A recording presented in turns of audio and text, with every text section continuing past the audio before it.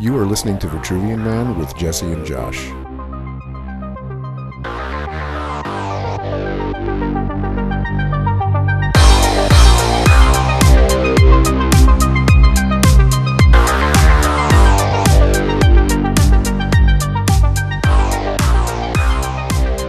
Welcome back to Vitruvian Man.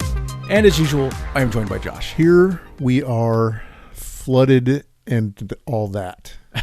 So we didn't record last week because there's been a lot of rain near Josh's house. So everything's okay? Yeah, everything. Last week wasn't as bad as it was like the couple weeks before when it was just fucking insane. Absolutely. Yeah, it was bad. I ended up going home and working from home. They let me take the computer. Oh, okay. So that was kind of So nice. you're like, this could get ugly. I need to be at home if this happens. Yeah, and I hadn't done that before, and so they got all rigged up on a fucking computer and went home and did it. So okay. Well, I'm glad everything's okay. yeah. It was you guys. You saw rain, but yeah, you never have any problems here, right? No, we have like a pump. Pumps the water to the street if there's any problem. So. And have you got a basement or no? No, but the water can collect in the backyard. So obviously if it collects high enough, it gets into the garage. So that's bad. Yeah, so much bad. About a $50 pump or $75 pump works great. Yeah, so. we've got one under our house, but it's really crazy because it has to get up to a certain fucking level before it kicks on. Right. And that level is pretty fucking high. Is it really? Yeah. But so I keep going down there and like pushing it to make sure it's still actually functioning and all that stuff. But it didn't come on, and it's weird. I mean, we live on top of a fucking underground river apparently. Yeah, when you go to Zillow now to look for homes, it shows you areas that'll be underwater in 20 years. That's pretty telling. Is Forestville? Oh, I don't know about that. Oh, I didn't mean to imply that. No, just in general, when you're looking for houses in California, they do show the ones in the flood zones, and they'll tell you how dangerous, basically, why buy a house here if it's going to be flooded in 20 years? It's going to fucking fall in like that. Did you saw that picture of the house floating down the river? Oh. It slipped into the Hacienda Bridge. Oh, the one at the Russian River? Yeah, it slipped in, and our friend took a picture. She lives right at the mouth of the river in the ocean at Jenner, and took a picture of it. And apparently other people had seen it, and nobody was in it, so whatever. Yeah. But apparently there was a smoke alarm going off pretty much the entire time. That's a little bit funny.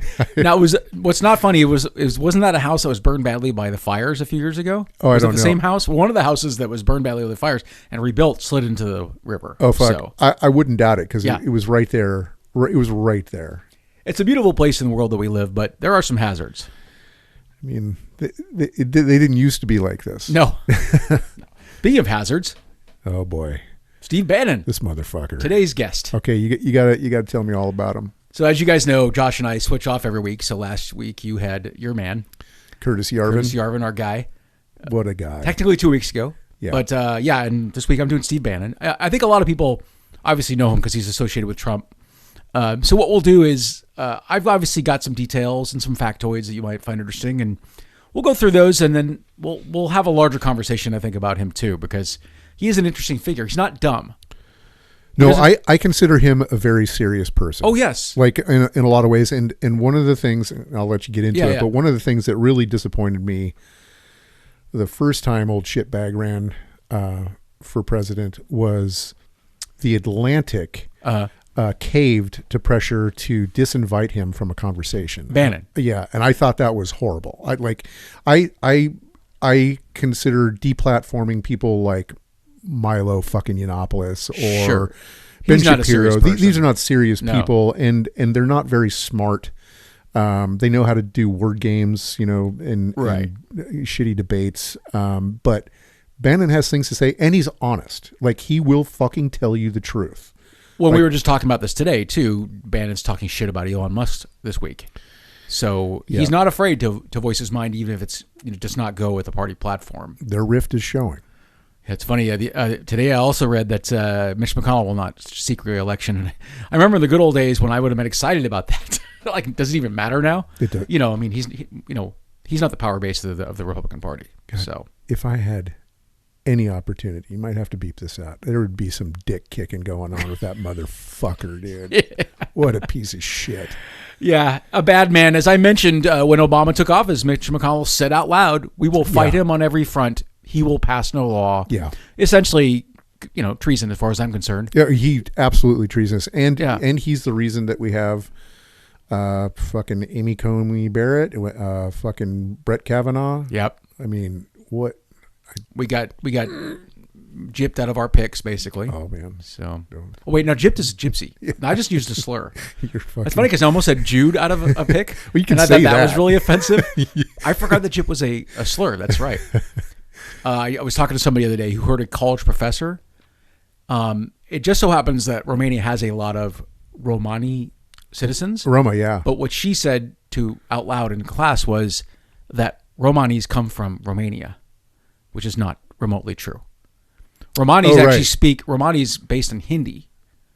Oh, right. Which I learned the other day. Yeah, but that's anyway, right. this professor said out loud, Romanis come from Romania, which is not true. Was this somebody you know? Or? No, but it is a tenured professor. At JC? Just something like that, yeah. Hilarious. A California institution. They're dumb. God damn it. So just briefly, I mean, Steve Bannon's Wikipedia page is gigantic. I read a lot of articles, watched a lot of interviews, and I won't go through every single detail, every scintilla of his career, because it is long and, a lot of things to talk about.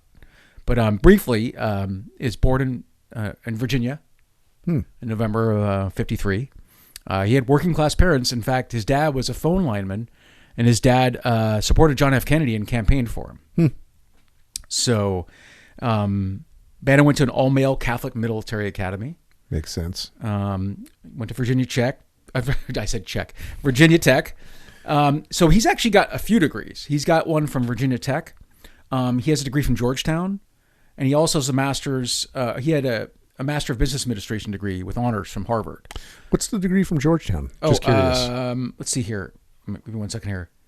He got a master's degree in National Security Studies in '83 from Georgetown. Yeah. So he is a well-educated person and not a dummy. Yeah. Some of the people we'll be talking about are idiots. He's not. So he's yeah. I mean, I disagree with probably everything that guy fucking believes, but he is a serious person, smart and serious person. Yeah, Bannon's had obviously a lot of investment banking expertise. That's right. He worked at Goldman Sachs as an investment banker. He went to go assist them in Los Angeles with expanding their presence in the entertainment industry. And of course, Bannon has many kind of dipped his toes into the entertainment industry as well. Is that when he started producing? Yeah, I think so. So he's produced actually some successful films. Yeah. I was looking at the list here, like the Sean Penn's The Indian Runner was executive produced by Bannon. What was it? Sean Penn it's called The Indian Runner. Oh, okay. Which is a pretty big budget film. Also, Julie Taymor's film Titus, which was a well-received film. Okay. As well. I got to stop for a second. Oh, okay, go ahead. Have you seen that movie? Is that the one with all the weird like makeup and kind of like it's filmed in the desert and it has No. Oh, okay. Oh. I'm confusing with a Shakespearean thing. It is Shakespearean. Oh, okay. But it's Anthony Hopkins. Well, of course. I love that movie so much. Okay. And Julie Taymor's background was advertising before that. So she was. David Fincher was actually into advertising before he was a filmmaker. Oh, right. So, but did you like her directing? I'd never seen anything before, but when I saw that movie, my mind was fucking blown. Like the acting, the directing, the color saturation. It's an amazing movie. If I recall right, the art direction was pretty incredible looking. It is. Like the film was visually stunning. Am I saying that right? Amazing. Okay. Yeah. And as a fucking revenge movie. Oh, it's great. Oh, really? God, it's so good. Is Titus? That's not Macbeth. No, it's Titus. So Shakespeare wrote a play called Titus? Yes. Okay. I'm not familiar with. I didn't read that in school, so. I hadn't read it, but when I saw, Anthony Hopkins, right, Romans. So it's Titus Andronicus. Yeah. Right. Okay. Yeah. Great movie. I didn't know that he produced it, but that is. He sure did. I gotta give it to him on that one. While we're on that, I got bad news for you. Every time you watch Seinfeld, he's making some money on it. So Bannon invested in a company that gave him a stake in Seinfeld. So anytime there's a Seinfeld in reruns, Bannon's making money off it. So you and I are both Seinfeld fans. I had to mention that. I'm giving that fucker money every night. Yeah. So every goddamn night. Yeah.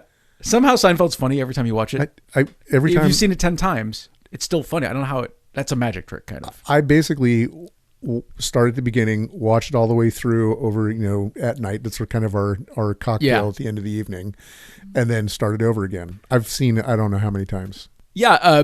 There's a guy that, I'm sorry, I can't remember his name, but he does a podcast, The Movies That Made Us, with Joe Dante. And he wrote History of Violence. He's a pretty well-known screenwriter, but he's pretty proud of the fact that he's never seen an episode of Seinfeld. I'm like, that's not a badge of honor. Dude. I couldn't sit through Titanic. I know people like that movie. I'm not saying I'm proud that I don't like Titanic, but I mean, there are people that are kind of like gleefully proud that they haven't seen certain cultural touchstones. And it's like, if you'd never seen The Big Bang Theory, no offense to fans of The Big Bang Theory, I'm not sure you've missed a part of culture. I mean, by being proud that I've seen Seinfeld, it's kind of a giant cultural thing. Yeah, that's the thing. It is pretty popular to hate right now, especially with his opinions on Israel apparently coming up. Oh boy, whatever. Has he been stridently pro-Israel or? Yeah, but I mean, which is not a great look. I mean, I understand why people talk like that, but totally, I don't know. That's a whole nother ball of wax. Yeah, that's its own season right there. So Bannon did serve in the Navy, served as an officer in the Navy from 77 to 83. He served on a destroyer, that's the Paul F. Foster. And that was a surface warfare officer in the Pacific Fleet. So Bannon made it pretty high ranking in the Navy. While at the Pentagon, Bannon attended Georgetown University at night and obtained his master's degree. That's when he went to Georgetown. So we mentioned investment banking. Obviously, a lot of media investing. And Bannon and several colleagues from Goldman Sachs launched their own company, Bannon and Company, which is a boutique investment bank specializing in media. So he's been a lot involved in media. Is that still operating? Let's see here. Oh, in 98, Societe Generale purchased Bannon and Company. So I'm not sure if it's operating, but he did get bought out in 98. Okay. So basically, when Bannon negotiated a sale of Castle Rock to Turner Broadcasting System, which was owned by Ted Turner at the time, instead of a full advisor's fee, Bannon and Company accepted financial stake in 5 television shows, and that's how he got involved in Seinfeld. What other television shows do you know? So I didn't get all those shows here, but he's been pretty successful as a producer. Yeah. I've been involved in a lot of big name things. He's also produced his own things, of course. He's produced a Ronald Reagan documentary. That's right. Yeah. Of course. He's also written an 8-page treatment for another documentary, Destroying the Great Satan, The Rise of Islamic Fascism. The outline states, although driven by the best intentions, institutions such as the media, the Jewish community, and government agencies were appeasing jihadists aiming to create an Islamic republic. I'm not clear why the Jewish community would be involved in promoting extremist Islamic. I don't understand what that means. So maybe I need to do a little side research on that. Maybe unwittingly. Okay. Like in a, woke as a term of, a derogatory term. Okay. He, let's see here. He also spoke at the Liberty Restoration Foundation in Orlando about the economic crisis of 2008 and the Troubled Assets Relief Program and their impact on the origins of the Tea Party movement. And his films Generation Zero and The Undefeated. Okay, so Generation Zero. Oh, interesting. Okay, that was one of his films as well. I'm sorry, I'm kind of all over the place here. No, it's okay. He, as we all know, Bannon was a founding board member of Breitbart News. Mm-hmm. Breitbart, aside from Fox News, got to have one of the biggest impact in media for the right wing these last few years. Huge. Tons of fucking personalities came out of there. Yeah, I think Ben Shapiro, if I'm saying that right. I think Ben Shapiro. I know Milo Yiannopoulos came out of there. There's Andrew. There's another gay conservative guy who I actually would go on Bill Maher all the time. I think his first name was Andrew Sullivan. Was it Andrew Sullivan? Oh, I thought he wrote for Breitbart as well. I was thinking Dave Rubin. Oh, okay. I don't know Dave Rubin too well. But obviously Breitbart's been in the news a lot. I mean, it's had some controversies. Yeah. Basically, Zeke Miller of Time magazine has said that the site has pushed racist, sexist, xenophobic, and anti-Semitic material into the vein of the alternative right. Bannon said that Breitbart's ideological included libertarians, Zionists, conservative gay community, same-sex marriage opportunists.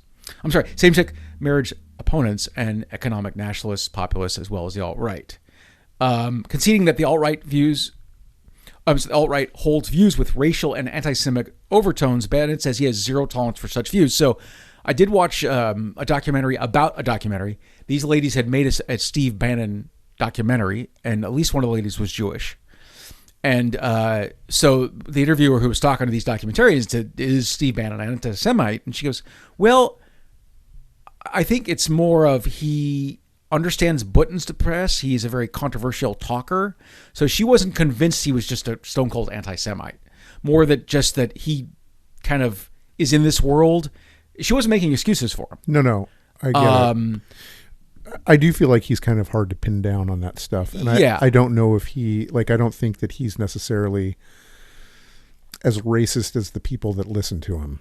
Oh, no, I don't think so. Yeah.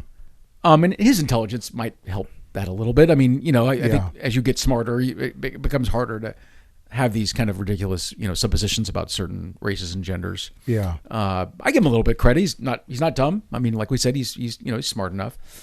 I can't say if he's an anti-Semite. I have no idea. Yeah. Yeah. Hard, like you said, hard to pin him down on that kind of thing.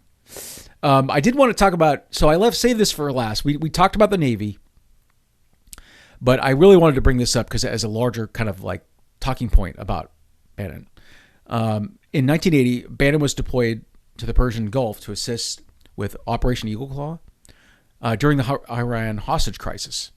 In a 2015 interview, Bannon said that the mission's failure marked a turning point in his political worldview from largely apolitical to strongly Reaganite, which was further reinforced by the September 11 attacks. He recounted, I wasn't political until I got into the service and saw how badly Jimmy Carter fucked things up. I became a huge Reagan admirer, still am, but what turned me against the whole establishment was coming back and running companies in Asia and seeing that George W. Bush had fucked up just as badly as Carter. The whole country was a disaster.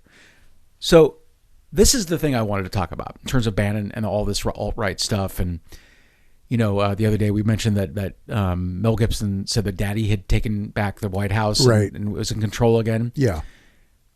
We are in this mess because, okay, let's go back a little bit further. Our government assassinated a democratically elected president in Iran and replaced him with the Shah of Iran, who tortured and murdered thousands of people. That's why Iran hates us. People used to say they hate us for our freedom. No, that's not remotely true. We interfered in their government, assassinated their president. Our CIA did. And, Carter was not able to successfully negotiate a release of these hostages in 1979. And as we all know, with the October surprise, the Iranian officials met covertly with Reagan to stage a release after Carter was defeated. Right. This country is in this predicament we are now because the alt-right saw, let's say, the 50s as make America, as they talk about make America great again. Well, which part of America was great? Probably post World War II, right? Where we defeated the Nazis, helped defeat the Nazis, and then saw a gigantic and wealthy middle class in the 50s. Now, of course, the 50s were pretty fucking awful if you're Mexican or black, or a woman, or anyone other than a white man. But think about the mess we're in now because of Reagan. Like, Reagan didn't necessarily say make America great again, as far as I recall. But this nonsense that we're all talking about, how great America is, I would argue it's not great. I would argue America is a wildly, horrifically racist place. That's been great if you're white. But, Bannon and several other right-wing people have cited Carter and then Reagan as inspiration for their, let's say, political views. It's pretty insane when you think about it.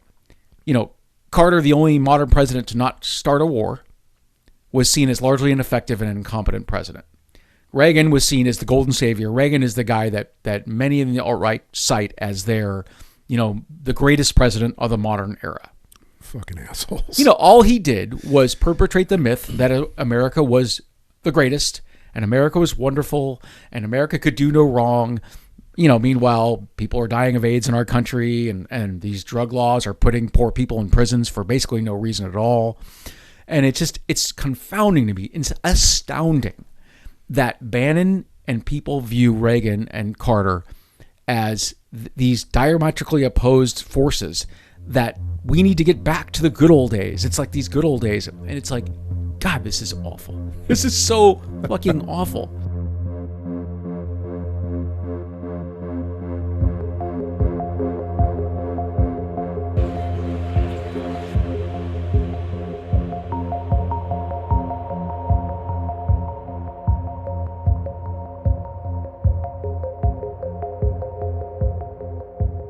First of all, is America great?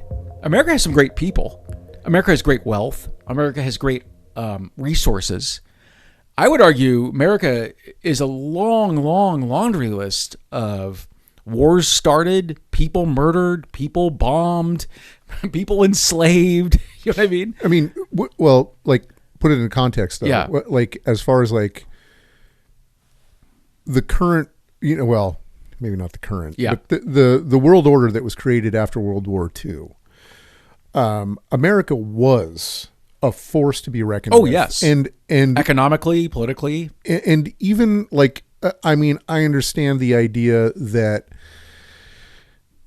yes, there's absolute fucking racism, misogyny, sexism, like the whole fucking gamut. But the whole point, like from 1946, the boomers, when the boomers started getting into the picture and waking up, getting older and kind of seeing things, I do believe that one of the greatest things about America at that time was that it fostered hope within everybody.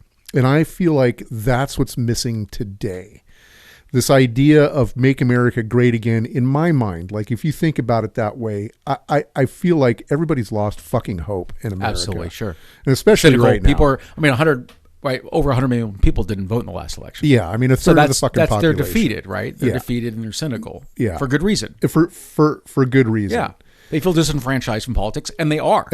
Absolutely. Like we said last time, we live in a fucking oligarchy, and we have since the creation of this fucking country. Yeah. But it was kind of like the most functional oligarchy that's ever been until relatively recently. Well, and ironically, right, FDR's New Deal is one of the many reasons why we're great. Absolutely. Like if you look what FDR's New Deal, right, not only can the military go to college, but now the middle class can actually afford college. Yeah. And people can actually afford to buy homes.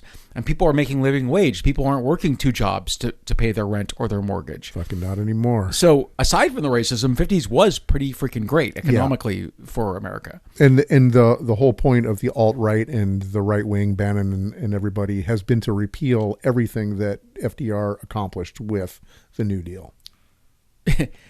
It's kind of a fine line. I mean, if the 50s were the richest richest middle class the world's ever seen, which I believe it was. I agree. It's hard to understand why the FDR's New Deal was a failure. Because the tax rate was 90% for people, making over. And that's what it's all about. That's what it's all about. Is the rich. Tax rate was 50%. I believe in the 50s. It was like 90%. Oh, it got up to 90? It got up to 90%. I thought it was 50 or 60. I didn't know it got all the way up to 90. I mean, it depended, because it's progressive, Right. It was definitely, the top tax rate was like 90%. And that's when America was great, right? I mean, that's when all that money was going in infrastructure, developing education. Roads, highways. All that stuff. Yeah. New building, new construction, all that. Yeah. And my house was built in the 50s. The houses were great. Built with redwood, good building standards. A lot of great construction happened in the 50s. Lath and plaster.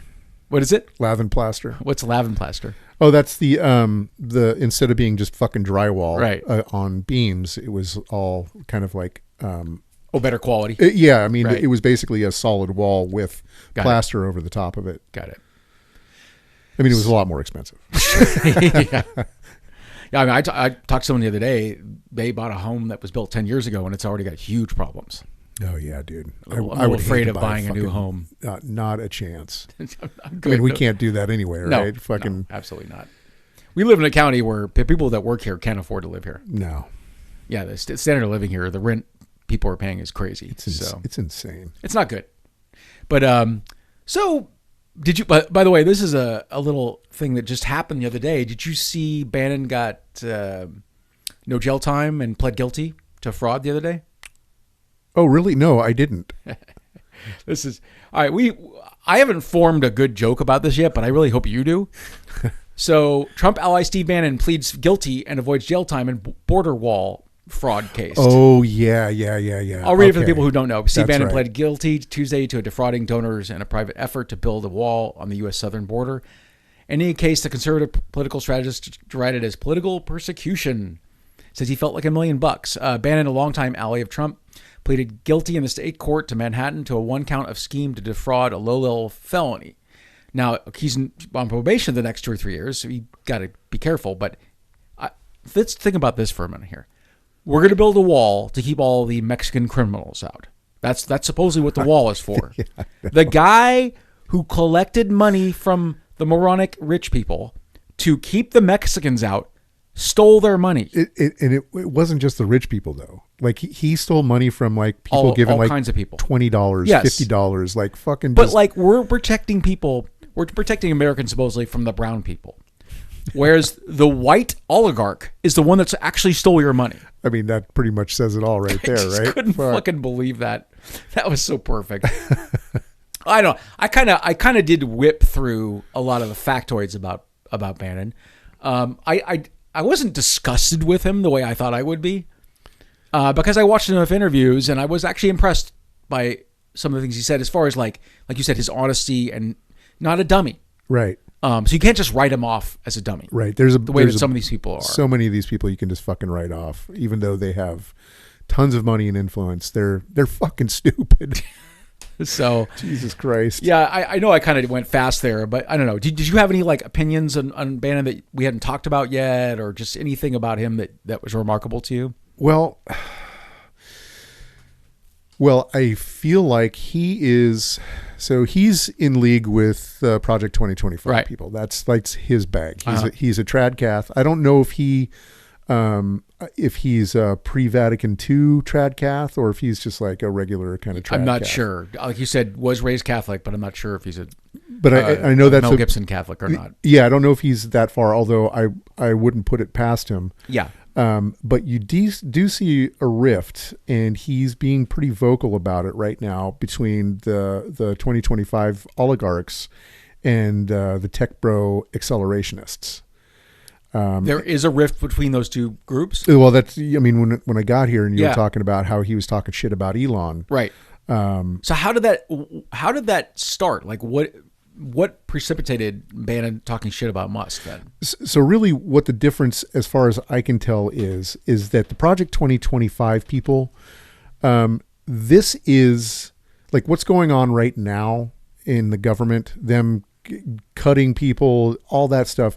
That is their end goal, right? That is their end goal. But for the accelerationists, that's step one. And step two is what I laid down with Yarvin, right, and Nick Land and Peter Thiel, right, and Dreesen, all these guys. That step one opens up everything to be pillaged and to actually dismantle the government in the United States and turn it into a bunch of corporate city states. Yeah. So that's step two.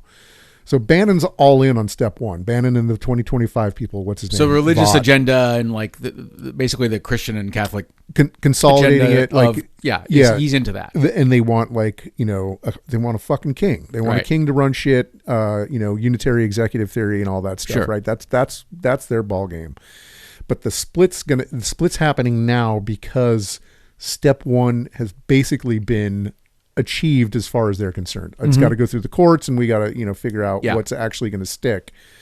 But a big chunk of Project 2025 has been instituted, and so I think that now is where you're going to start seeing some cracks in the agreements between those two parties. Well, I never would necessarily count Bannon as an ally, but I do like having someone like that criticizing these oligarchs and these South Africans, because right. I mean, he knows what he's talking about. Yeah. So I think we'll take any adversarial voice we can get. Yeah, you know. I heard somebody saying because he called Elon fucking illegal alien. Yeah, I thought that was great. So but now I laughed about that. You said that's people aren't sure how Musk got in the country. He is not. He did not come here legally. Describe how you mentioned Musk getting into the country. Well, so I mean, he made a trip into New York at some point, and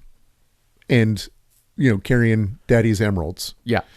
And that was kind of a test run. And so then somehow he got into Canada. I think, emeralds up the pooper. Right. And then he made his way down into California, and there's no real record of from there to here. Okay. So I assumed Bannon was joking when he called in illegal. No, you're saying it's likely true. It's likely true. It is very much a possibility that's an actuality. Immigrants coming here taking our jobs. I heard that in a South Park voice. Yeah,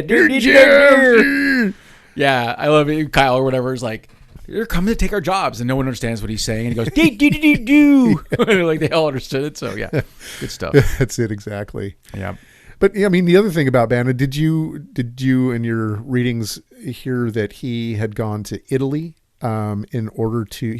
I think he was looking at either renting or buying a castle, right, and setting up a right-wing training facility. Yes, and I didn't read. The article I read was a little sparse, but I did read an article about it. Yes, yeah. I mean, he went there, he had it all set up, and then Italy was like, oh, fuck you. We've got our own fascists. Thanks. Oh, is that right? Yeah, they wouldn't allow it to go through. So they through. knew he was going to rent a castle to do this. Well, no, he was he's Bannon. He's honest about what he's doing. He's like, yep, I'm going to set up they said no. A right-wing training facility here in a castle why would you need to do it in Italy? Because it's all symbolic for these motherfuckers. Okay. I mean, that's the homeland of fascism. Yeah, okay. Fascism. So, you got fucking Mussolini. Excellent Italian-flavored fascism. Yeah. So, is it a fascism spumani? I don't know. Fascism with a dash of pepper. Yeah, I don't know what this made me think of this, but Danny Aiello got interviewed once about Italian Americans in acting and film and TV, and he's like, you hear these stereotypical kind of Italian voices, like, oh, what's the matter, you? I can't slap you face, and he's like, I'm Italian American. I have a lot of Italian American friends, and fucking none of us talk like that. Like, I don't know where that came from, probably vaudeville or something, but that's not how Italian. It's the exact, it's pure racism. Right? I mean, that's all it was. Is that thing. This is so inappropriate. But on the way here, there's that fucking deli that I think, I don't know if I told you about. Uh-huh. They have a sign out front. It is very Italian American. Yeah. The sign is something along the lines of, come and get our wop corn. Yeah, I saw that. I saw that too. I want to get some so bad. So is that corn on the cob? What does that mean? Well, wop. Yes. Right? Without papers, right? But I mean, obviously used as a slur against Italian Americans. Well, so and it is specifically Italian Americans. It's not Italians, right? Because it's without papers, yes. Right? So it's like on the docks when it came to to try to get hired. I think that was where the yeah, right, right. That makes sense. That makes sense. I think so. So it's just come get our wop corn. You can get our wop corn. Yeah, okay. I was just gonna say, I noticed there's a massage parlor downtown that has a rear entry sign. I think that's literally what it says. Rear entry and back or something. I don't know. Sorry to sully this great podcast for that terrible thing I just said. All right, I've had enough of Bannon, but I've got some couple of quotes for you. First of all, did you hear Noam Chomsky had a stroke? So Noam Chomsky was feared dead. I thought he was. Oh, he's missing for a few months. That's right. He wasn't. He had a stroke. He's 95. He's now lost the ability to write and speak because of his stroke. So one of the great writers of the last 50 to 60 years, an outspoken critic of Israel. But I had to read a couple of Noam Chomsky quotes just because they're so salient to what we always talk about. Yeah. If you want to conquer a people, create an imaginary enemy who seems more dangerous than you, then you will be their savior. So you'll be their savior if you create this that's imaginary enemy. Straight out of Orwell. Yeah. Literally what we're talking about. Yeah. So, He also said, I did do one more here. There's a purpose in distorting history and making it seem like great men did it all. It's how you teach powerless people that they should just wait for the great men to save them. Yeah. And it seems like that's what people are. I mean, that's where we're at right now. All these people voted for fucking daddy to come home. When I talk to my son about this kind of stuff, he gets bummed out by politics a bit. But I basically said to him, be a leader, not a follower. Yeah. Think for yourself, question your own beliefs, constantly reassess your own beliefs, but be a leader, not a follower. Following starts bad things. Yeah. It really does. Following people, especially iconoclasts, or iconic, people who worship icons and, that's, forget about religion. Just put that aside. Blindly worshiping people is not good because people are flawed and they do and say awful things. And so, if you once you have enough followers, then you're a fucking douchebag. Yeah. It's just large group of people suck. Yeah. Almost every time. Yeah. So, I got one more from Soren Kierkegaard. Mm-hmm. Good old Soren. He's got something great to say. People demand freedom of speech as compensation for the freedom of thought they seldom use. Yeah, right. Holy fucking shit. That's great. That is awesome. Kierkegaard. I want to say whatever I want. So, all right, brother. That it? We solved. I hope that wasn't too brief. I did it. I promised I would do it. But it wasn't as awful as I thought it would be. Yeah. So, well, thanks for taking one for the team. All right. You got one. We don't have to say what it is, but you're going to do the next one. I got a fucking doozy. This motherfucker. Guys, yeah. Well, we should be back on our weekly schedule, so stay tuned for next week. Yeah, we'll be back. All right. Toast to bad dads. Bad dads and all they teach us. Take care. Rock on. You have been listening to The Trivial Man. If you'd like to get a hold of us, you can either call us at 415-484-8841 or send us an email at thetriviumpod@gmail.com.